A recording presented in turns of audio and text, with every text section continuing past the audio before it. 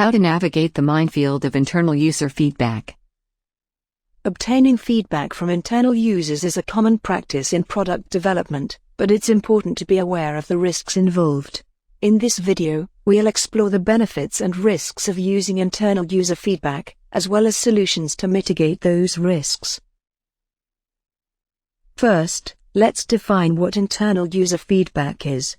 It is the process of gathering input about your company's product or service from your colleagues. This feedback can include information about usability, functionality, design, and overall satisfaction. It's an important part of user-centered design and helps ensure that the products or services developed by a company meet the needs of the users. Next, we'll discuss why you should use internal user feedback. It's a valuable tool when developing new products, as it can help you avoid costly mistakes and improve your final product. Additionally, involving internal users in the development process can help prevent potential issues that can arise from designing a product without input from end users. And, it's cost-effective as internal users are readily available and often less expensive to use than external users. Now, let's talk about the risks associated with using internal user feedback. One risk is that internal users may not be representative of the target market and their feedback may not reflect the feedback of external users. Another risk is that internal users may not be honest or unbiased in their feedback due to their relationship with the company and you. There is a strong inclination to provide positive and encouraging feedback. To mitigate these risks, it is essential to be rigorous when gathering this type of feedback. Approach it with a clear methodology to ensure that the feedback obtained is accurate and unbiased.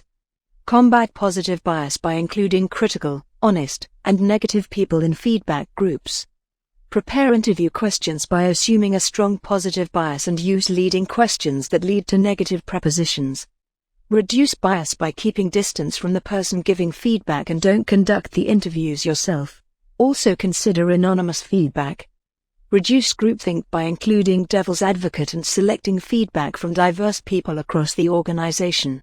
When obtaining internal user feedback, avoid group discussions to prevent them from devolving into brainstorming sessions or being dominated by the loudest individuals. Mitigate the risk of internal users having different needs than final users by defining user personas, understanding their needs and taking into account differences in usage patterns, constraints and incentives when obtaining feedback. In conclusion, obtaining internal user feedback is a valuable tool in product development, but it's important to be aware of the potential biases and risks that come with it. While it's not possible to eliminate bias, it can be minimized with preparation and mitigation efforts. Take positive feedback with a grain of salt and do not assume it's completely honest. On the other hand, negative feedback should not be accepted as gospel truth.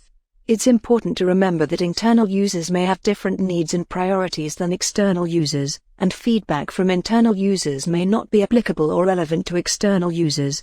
Avoid open discussion groups when gathering internal user feedback.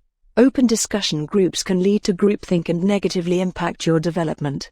Instead, use group forums to brainstorm and generate new ideas to investigate, but not to obtain feedback on current concepts.